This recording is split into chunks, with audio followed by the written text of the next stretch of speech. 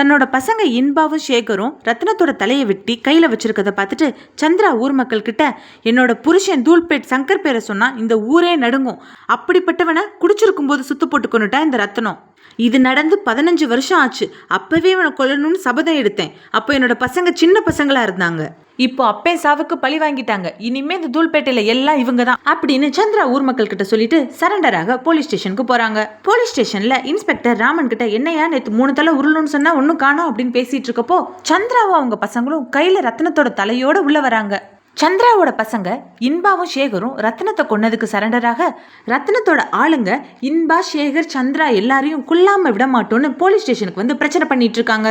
Inspector, இன்னைக்கு புதிய ACP வந்து சார்ஜ் எடுக்க போறாரு, இன்னைக்கு எந்த பிரச்சனையும் பண்ணாதீங்க, உங்களுக்கு அவங்கள பழிவாங்க இன்னொரு நாள் வாய்ப்பு கிடைக்கும், அப்ப நானே சொல்லி அனுப்புறேன், இப்ப போங்க அப்படின்னு சொல்லி அவங்கள அனுப்பிச்சு வைக்கிறாரு. அடுத்து ஒரு குப்பை கிடங்குல ஒரு எரிஞ்ச தலை இருக்கு. கமிஷனர் இன்ஸ்பெக்டருக்கு கால் பண்ணி, என்னையா ஸ்டேஷன்ல ஒரே பிரச்சனையா போயிட்டு இருக்கான், எல்லாரையும் தூக்கி உள்ள வைக்க வேண்டியதானே அப்படின்னு சொல்லிட்டு, அங்க குப்பை கிடங்குல ஒரு எரிஞ்சு போன தலை இருக்கான், இப்ப என்னன்னு விசாரி அப்படின்னு சொல்றாரு. போலீஸ் எல்லாரும் அங்க போயிடுறாங்க. அந்த எரிஞ்ச தலைய மோப்பனாயை விட்டு மோப்பம் பிடிக்க வைக்கிறாங்க. இந்த காட்சி எல்லாம் தான் நடக்க போற மாதிரி மாசாணிக்கு ஏற்கனவே உள்ளுணர்வு தோணி இருக்கும். மாசாணி சொன்ன 2வது தலையும் கிடைச்சிருச்சு. இப்ப மாசாணி அதெல்லாம் பார்த்து அதை நினைச்சு பயந்துட்டு இருக்காங்க. போலீஸ் மோப்பனாயை விட்டு சர்ச் பண்ண அது நேரா டேவிட் தங்கி இருக்க லாட்ஜுக்கு போகுது. இன்ஸ்பெக்டர் கீழே ஓனர் கிட்ட விசாரிச்சுட்டு இருக்கப்போ அந்த மோப்பனாயி மேல ஆளே இல்லாம பூட்டிருக்க ஒரு ரூம் முன்னாடி நின்று குலைச்சிட்டு இருக்கு. அதை இன்ஸ்பெக்டர் கவனிக்கல.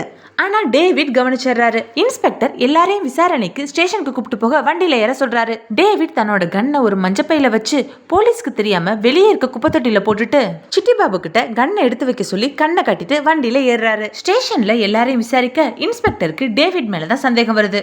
டேவிட அடிச்சு விசாரிச்சு உண்மையை வாங்கிடலான்னு சொல்லி டேவிட் மேல லத்தி சார்ஜ் பண்ண இன்ஸ்பெக்டர் லத்தியவங்க ஸ்டேஷனுக்கு அப்போ ஒரு ஃபேக்ஸ் வருது. மாசாணி ஃபேக்ஸை பார்த்துட்டு ஷாக் ஆகி இன்ஸ்பெக்டரை டேவிட் அடிக்க விடாம தடுத்துறாங்க.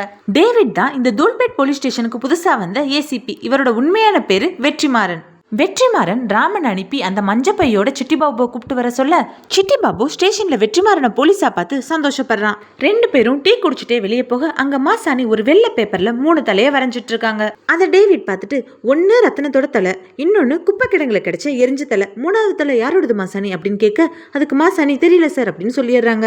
அடுத்த ரோட்ல ஒரு மீன்பாடி வண்டியும் ஒரு பைக்கும் இடிச்சுக்குது.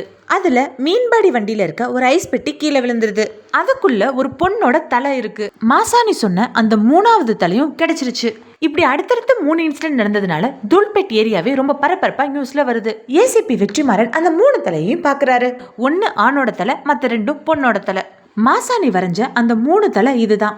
ஏதோ 3 தலை உருள போகுதுன்னு சொன்ன ஒரு தலையும் உருளல அப்படின்னு இன்ஸ்பெக்டர் ராமனை நக்கல் பண்ணிட்டு இருந்தாரு. இப்போ 3 தலையும் உருண்டுருச்சு. அடுத்து என்ன நடக்க போகுதுங்கிறத அடுத்தடுத்த எபிசோட்ல பார்க்கலாம்.